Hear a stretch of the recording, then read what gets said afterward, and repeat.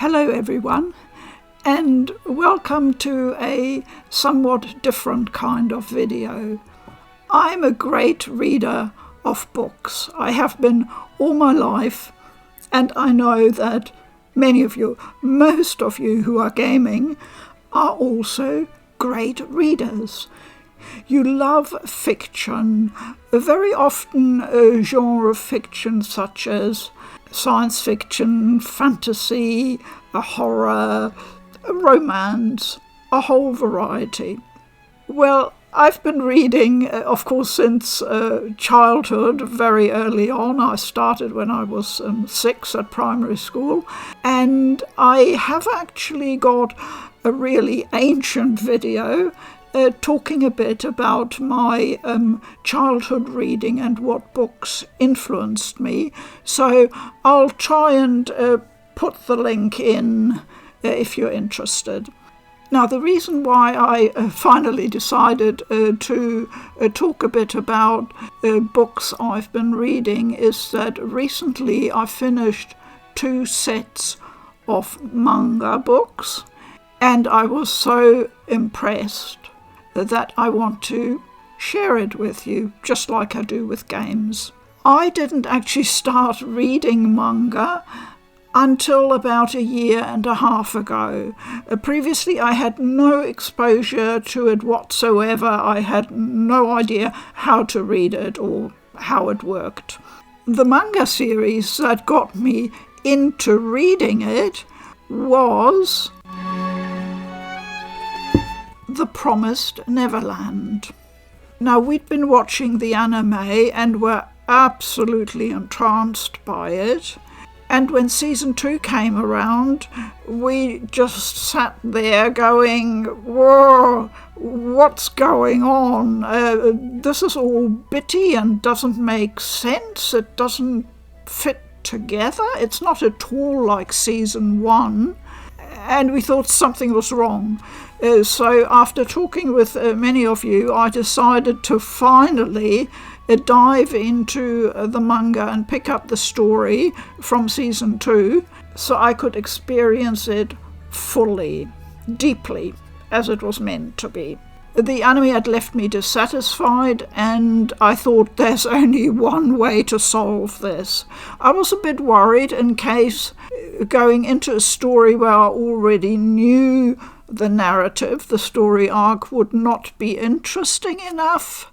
But I needn't have been worried because I was just gripped by it. All the detail, I could just get deep dive into it and really enjoyed it. Did I have any problems learning how to read manga? No. It took about 5 minutes to get used to it. Now, it's such a habit that if I pick up a Western graphic novel, I automatically start reading it from right to left and then have to remind myself. So we are creatures of habit, aren't we? So that was my introduction to manga. I just want to explain that I'm not an expert on any level, not after 1.5 years. And whatever I'm going to talk about is simply my opinion, my viewpoint of how I see a particular book and author. Do I only read manga these days? No, of course not. But manga has become one tranche of my reading spectrum. And I'm extremely happy that I finally took this step to add it in, because it really has enriched my reading experience. And since you know how much I love art, the whole illustration side has opened up really a cornucopia of new experiences. I have always, from my childhood, loved books that had illustrations in them. In my time, in the 50s and 60s, almost all children's books still had at least one illustration per chapter, and I treasured those, and I can still recall them in every detail to this day. That's how much they influenced me. So having a whole book full of illustrations with a story to go with it, well, that's really heaven, isn't it? Today I want to look at a manga series that ran from 1972 to 74, 50 years ago, and was republished by VizMedia in their signature series in 3 big, very big hardbacks. And that is The Drifting Classroom by Kazuo Umezz. I'm going to stick with the Western version of his name because that's what's on the book. But I know in Japanese his name is just slightly different. So what's the story about? The blurb on the back says, "Out of nowhere, an entire school vanishes, leaving nothing but a hole in the ground. While parents mourn and authorities investigate, the students and teachers find themselves not dead, but..." And here I'm going to stop right away, because if you haven't read it yet, I really don't want to take anything away from the experience. I was captured from the first few panels. I literally couldn't put it down. I had to ration myself. I just kept reading, and I powered through 3 hardbacks of this size in record time. I can show you the first couple of pages, which just introduce you to the main character, a young boy called Shaw. So this is how it starts. "Mother, when I think about the moment it all changed, everything that happened before seems so trivial. The clouds in the sky, the trees, the weeds, they never died no matter how much I walked on them." So a boy with a completely ordinary life, walking to school, and he's telling the story looking back. Please remember that the very first sentence starts with the word mother, and I think this is hugely important for the story, because as the events proceed, Shaw undergoes many rites of passage. He develops as a character, and I was with Shaw all the way. He is a completely relatable, admirable small boy, and there are many heart-stopping moments. Shaw has a very, very close relationship with his mother, as most young boys do. It is also slightly fraught. They do fight a bit, but there is an incredibly strong connection there. When the school and the children disappear, his father is, of course, distraught, but he accepts the situation which he cannot change and waits and relies on the authorities to do their thing. He thinks Shaw's mother is overreacting in how she won't accept the situation and thinks she can still find Shaw, somehow connect with him. And that becomes incredibly important in what happens throughout the story. And this connection between a mother and son is one of the pivots, really. By the end of the story, we realise that Shaw has the same fierce determination as his mother. Even though the children descend into a Lord of the Flies type situation, Shaw will not give up on anyone.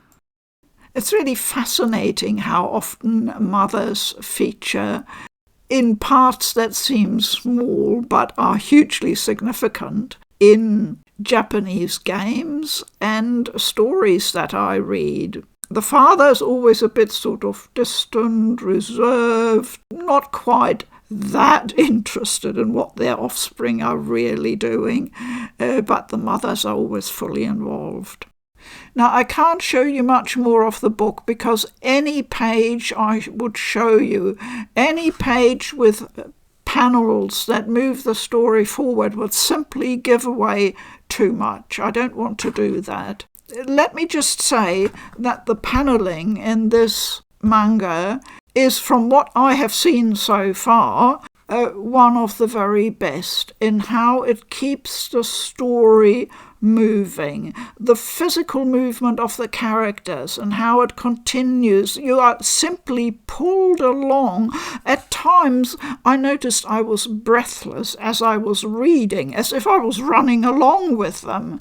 It is that effective, the way he portrays everything. Just beautiful. With very simple, strong, black lines. Each chapter always begins with an illustration for one of the theme elements. In this case, it's obviously bread. And if I show you this double spread,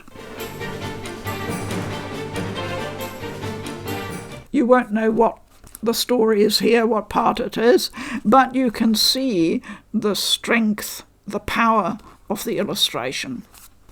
The other aspect that is so completely amazing about this story is that it focuses a lot on environmental issues. 50 years ago, there was, as I remember it, only scant awareness of these issues. The early and mid-70s, it was just beginning, really, that people became aware of problems. Umezz was really, I'd have to say, ahead of his time. Seeing it through the eyes of our modern 2020s, the way the problems are portrayed may seem a bit basic and simplistic, but I don't think that reduces the power of what he's saying. And considering the time span and what has happened in the last 50 years, his perceptiveness and foresight would really have to be singled out as quite extraordinary.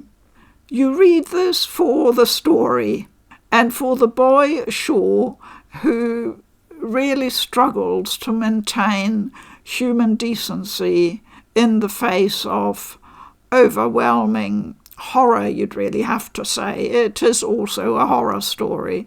But in between, you're sometimes reminded of things that are happening in our own world, whether it's environmental degradation, social problems, and you think, yeah, it's a fantasy story, but is it really all fantasy? We can learn a lot from fantasy, where we tend to play out our greatest fears.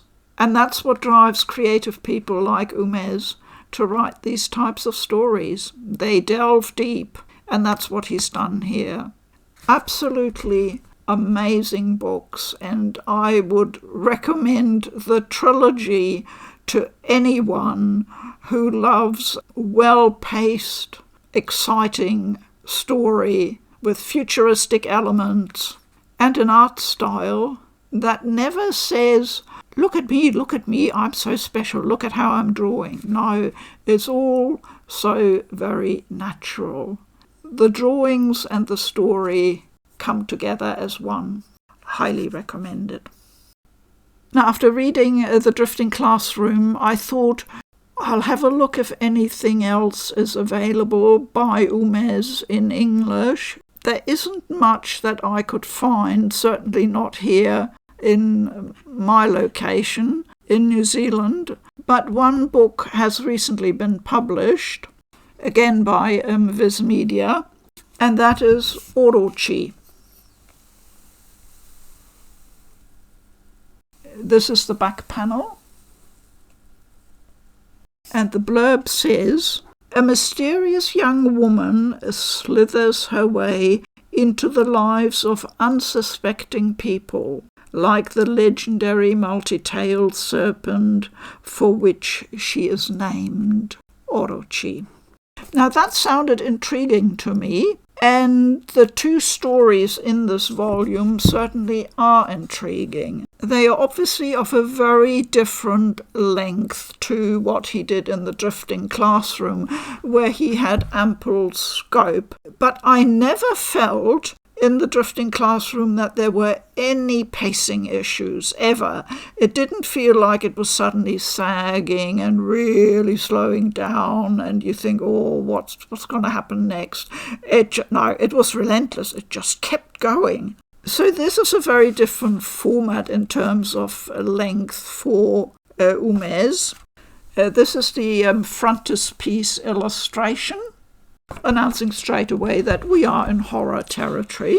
And there are 2 stories in here, Sisters and Bones. Now the first one is the shorter one, but I think it is possibly the better one. Once again, giving anything away really is tricky territory. I don't want to do that. It starts off, the first page. This is the story of a woman consumed by obsession. Is there any other type of tale as terrifying? And it all starts on the day of a storm. You recognise the Umezz art style. It is slightly evolved, not quite like in the drifting classroom, but still recognisable, I think. Now, the problem with any kind of fantasy or horror tale, the biggest problem any author has to overcome is the suspension of disbelief. It's as simple as that. If you can't get that in place 100%, you might lose your audience. It's a skill very few writers possess to great ability. Now, in the drifting classroom, I had no problems whatsoever. I was inside that story. I accepted everything that went on there. In this book, and that was the problem, I felt like it didn't quite work, that suspension of disbelief, that ability to say, yes, I'm accepting everything in front of me, the world, the people, their motives, I'm totally with it.